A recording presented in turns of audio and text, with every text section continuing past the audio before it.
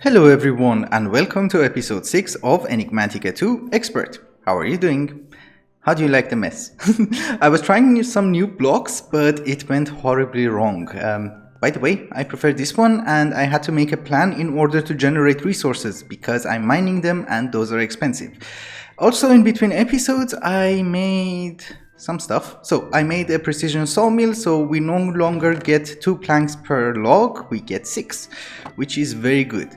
I also made a bunch of mana tablets, I filled them in, I gathered a lot of resources, I processed them so that we have plenty of resources right now. And we will get to ore generation later on, but for now, we need to get into blood magic because I want flight. But first, I forgot, we need more Tartaric gems because in order to upgrade the Tartaric gem, you're going to need another Tartaric gem, so you need more than one, and we only had one, and we ran out. Okay, I have one in my pouch. Everybody does this differently, but the way I do it, I prefer self-sacrifice. So we need to put blood inside here in order to fuel our rituals and magic. You can sacrifice mobs or you can sacrifice yourself. The way that you sacrifice yourself, which is my preferred method, is with a sacrificial dagger. So we don't have anything to start with, but for now if we stand next to the blood altar and stab ourselves, you get some blood. And I think we need 2000 life points in order to make the orb. We just give it a little bit more, just in case. And we have the orb.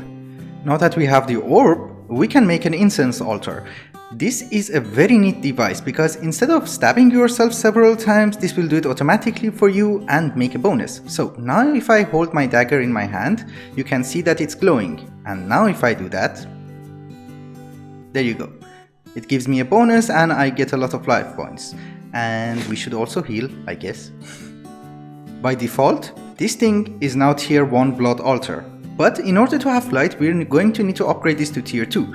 And for that, we're going to need runes, and we make runes by making slates. And in order to make slates, we just have to put a living rock here. Normally you should just put a stone, but the recipes have been changed. It uses a little bit of LP and we get 1 slate. So by default, if you right click on this, you can only use 1 item at the same time. But if you want to put all 15 inside, you just put them inside the chest, hook it up to a conduit, and all 15 should be extracted and get processed at the same time. And we just have to stab ourselves to keep this thing topped off. Great. I have all the blank slates I'm going to need. Generally, I know how to upgrade the blood altar to the next tier, but if you don't know, you can make this book. So the way it works is that you just put a book inside your altar and you get the updated book. It's very easy to use. There you go, easy peasy. So with 8 blank runes, this thing is now tier 2. And now we need to gather some demonic will and I have to wait for the night.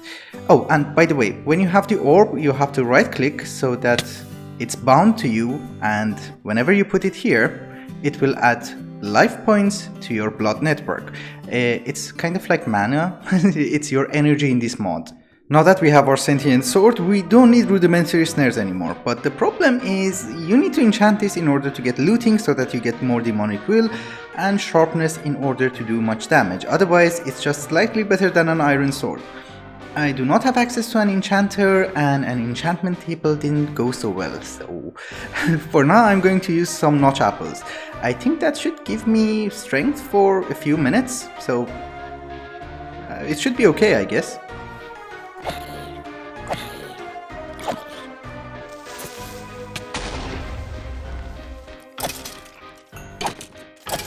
I managed to fill 1 petty Tartaric gem with demonic will, and now if we put this one inside, we will get a lesser Tartaric gem which can hold 128 demonic will. Great. That is lovely. I don't know why I said it's not worth to enchant it, because we're going to lose this sword anyway. Looting 1. Okay, looting 1 is good. Really? Oh, and I forgot to mention that mana pylons, blocks of draconium, as well as enchanted wood from extra utilities, they act like bookshelves and they give you a bonus, so this is why I used them and did not make bookshelves. I filled the 2 Tartaric gems with Demonic Will, and there are a bunch of things that we're going to need. One of them is Arcane Ashes. And the other one is the Air reagent, as well as a Growth reagent. The way this works is very simple. You just right click with your Arcane Ashes, add Redstone, and add a blank slate. And now we shall have a Divination Sigil. A Divination Sigil will tell me how much blood is available in my blood network. So if I put the orb on top of the blood altar, it will absorb the blood and it will put it inside my network so I can use the different sigils in blood magic. Again, Arcane Ashes, Growth reagent, and a reinforced slate. This is why we needed a tier 2 altar. The Sigil of the Green Grove is basically an unlimited bone meal. And I just put the torch. There you go. Again, Arcane Ashes, Air reagent, and another reinforced slate. And we have the Air Sigil, so this will allow me to fly.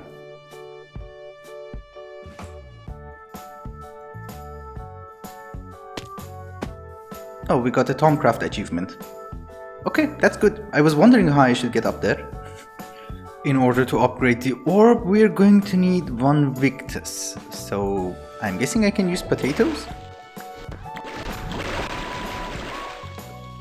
Yeah, we have a Victus.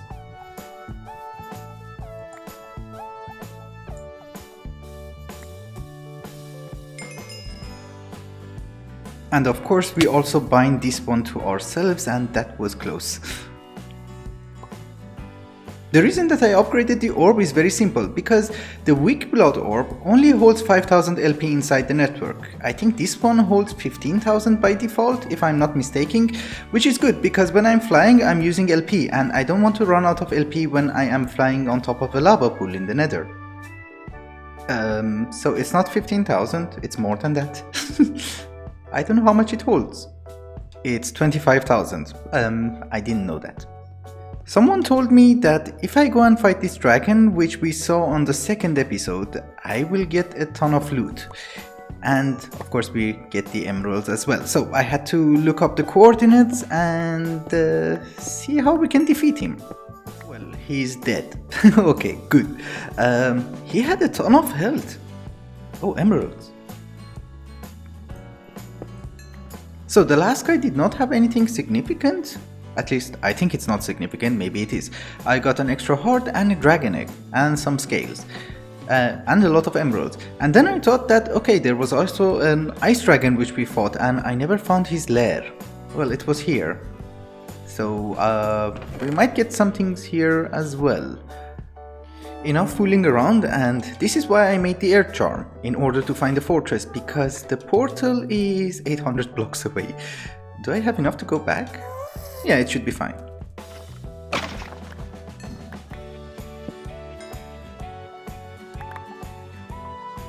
Since I'm running low on food, I thought it's a good time to cut my losses short and run. Well, I did not manage to get a skull, but I got some drops of evil and I got some wither bones. With this, I should be able to make a mob farm and also make some ender chests, because life was not very good until now. So, fun fact of the day, my nether portal is synced with this one and I don't know how to desync them. So, every time I go to the nether, I have to walk back. Maybe I should read on that. I have no idea how it works. Now that we have everything we need from the nether, I thought I should make a new reactor here at our ore processing plant and also make a mob farm. So I have to build 2 structures and then I will bring you back, I guess. I realized that if I continue building, this episode is never going to go out, so we should start working a little bit. I'm trying to make some fused quartz so that I can make fluid conduits from Ender.io. I realized that you can make them inside that alloy furnace and you don't need an alloy smelter from Ender.io itself. I am going to make plastic from industrial foregoing, which comes from dry rubber, which comes from tiny dry rubber, and that comes from a latex processing unit, which takes it from latex fluid. So let's go and set it up. I think I have already made everything that we're going to need in order to make plastic, and I have also prepared a lumberjack hut because this is the place that I want to produce wood, process wood.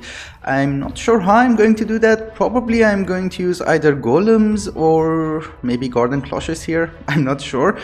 Anyway, in order to set this thing up, I made an auto placer because a mechanical user was super expensive, and I made 3 fluid extractors, which is wrong. And now they're facing the correct way. Okay, that's good. So if we put wood inside, these will get latex. Good. Okay, so I set it up. The way this works is that, well, we're getting latex from these 3 fluid extractors. There is a log under there which you cannot see, but I am having a sink there which provides this latex processing unit with water. So when it gets latex, it will make us tiny dry rubber. Then we put it inside this crafter from RF Tools and makes the rubber, and then we smelt it into plastic. And for power, I'm using just 3 solar panels, and I think that's more than enough. So for now, this is okay. And also I have a storage drawer here, which takes in the wood, gives us plastic. And this is not a quest? Yeah, for the quest you're going to need the dry rubber as well, so yeah, I don't know why. And 1 mob crusher. Great, now we can have a mob farm, which I already made the structure there. I used upgrades as much as I could, and I also put a tier 3 range upgrade so that this thing would cover the entire mob farm, which fits perfectly. I also made some dark glass from extra utilities too, and this will block the sunlight and we shall have tons of mobs. For powering this thing, I'm also using solar panels, and for the essence, I got this demonically gargantuan drum from a quest, and I'm very lucky I got that because otherwise making drums is very difficult. This should be okay, I guess. We just need the drop of evil.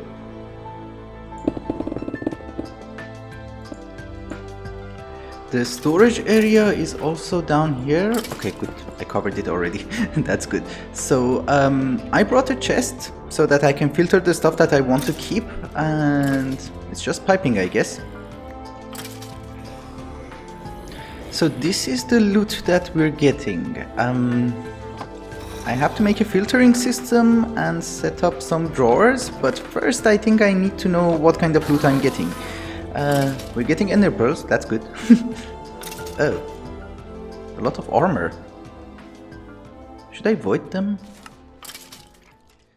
These are the items that I'm going to keep. I had to wait for a long time because Enderman Head and Dimlet Parcels are very rare drops, and I had to make sure that I get at least one so that I can set filters and not void them accidentally.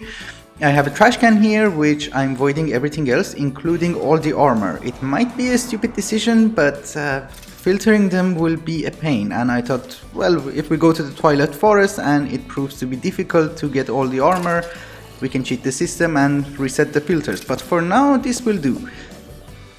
It's okay, we're keeping everything. I just need to make more void upgrades. I don't have obsidian. And this is the most annoying part. We see numbers. I don't know how to disable that. My next plan is to make that reactor operational, and for that I'm going to use LEU-235 fuel. In order to make it, we're going to need 2 different isotopes of uranium, 238 and 235. Making the 238 is not difficult because you just have to put an uranium ingot inside an isotope separator, and that gives you uranium-238. Making the 235 is going to be a little bit complicated, so we need to smelt down uranium into molten uranium, put that inside the centrifuge and get uranium-238 as well as 235, and then I'm guessing we just need to make an ingot former and uranium-238, 238, 238. Can you extract that one, please? So if we remove this one, yes, we get uranium-235. Since we are also getting 238, I guess we don't need an isotope separator, we can just make it here. And then we can just craft the fuel? Oh yeah, we can. That's very good. So the good thing about this fuel is that this one has a base power of 360 RF. The other one which we're using right now, that only makes 180. This is going to be awesome. The way that this time I'm going to set it up will be something like this, a graphite block in the middle. We will put coolers later on, but for now I want to see how much power this thing is going to make. I'm guessing it will be thousands. So we put one fuel here. Casing incomplete, why? Oh, okay, so you cannot put it on the bottom block, you have to put it somewhere here. So we put... I lost my fuel. Okay. I lost it again. Ew. So it makes 5000 RF, but it also makes 1320 heat. Ew. Cooling this thing will be a challenge. We are going to use Inderium coolers and we have 8 corners, so we're going to fill them in. But that's not going to be enough because this will cool down the reactor by 1000 and I have someone inside. As I was saying, we are going to use Inderium coolers, 8 of them, which will cool down the reactor by 1000 heat and also make cryotium coolers. But for that we are going to need bliss powder. Hi. I have an idea. We can make freezing dolls, and if we drop this inside a barrel of pyrotium, we can spawn blizzes.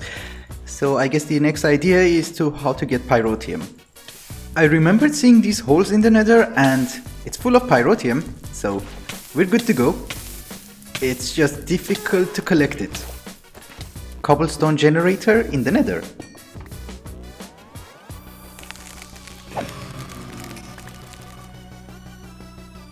I put the coolers inside. I made as much as I could, so let's see if it's... Ooh. Okay, that's too much.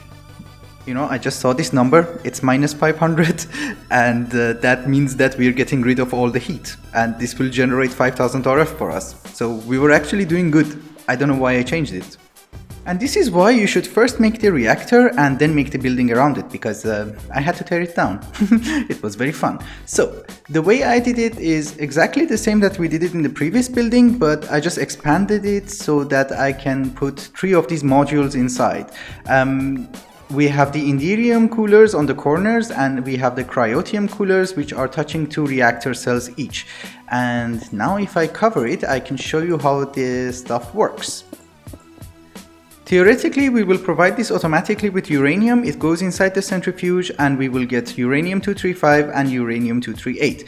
I already have filters here for the different types of fluids, and the ingot formers will make the appropriate ingots. They will go inside this crafter from RF tools and we will get the LEU fuel. And that goes inside the reactor through a fission reactor port. I also wanted to come up with a solution in order to turn off the reactor with redstone so that it doesn't work constantly and burn fuel, because this fuel is very expensive and it's not that uranium grows on trees. Anyway, you cannot read a comparator signal from the fission reactor port, but you can read it from this, which is basically just a capacitor bank, and the recipe for it was very simple. So I hooked it up to the reactor port, then we have a comparator. The signal gets inverted, and whenever the levels of energy in this one falls down, the controller will turn on and we will not waste energy. I do not have access to a potentiometer, so this works very bad right now. But for now this will do, and I also have enough space to add another module, and this will produce, I think, maximum 15,000 RF. Yeah, right now it's 10,000. If I add more, then it will be 15,000, 16,000 or something. But for now, this is good. And next episode, we should be able to get into sieving. Oh, and by the way, I forgot to mention, this is a very tricky block, because in order for it to function, you have to shift right click. Then it will change mode and it will output energy. Otherwise, it will just input energy and you cannot get it out. It took me a while. Of course, it wouldn't have taken me a while if I would have just hold shift. It will explain everything to you. Nuclear Craft is a very interesting mod. It doesn't have a manual, but if you hold shift on any block, it will give you enough information. So that was my mistake. Alright guys, it's also time to wrap up the episode before it gets super long. That pink thing on my head is not a flower, that's a Benevolent Charm. I don't know why it goes to your head. Anyway, I'm hoping that by next episode we will have automatic sieving, we will go to the end and get into mystical agriculture. At least that's the plan, and if nothing changes, we should be able to do that. Thank you so much for watching, and I hope you enjoyed it. Till the next one. Bye bye.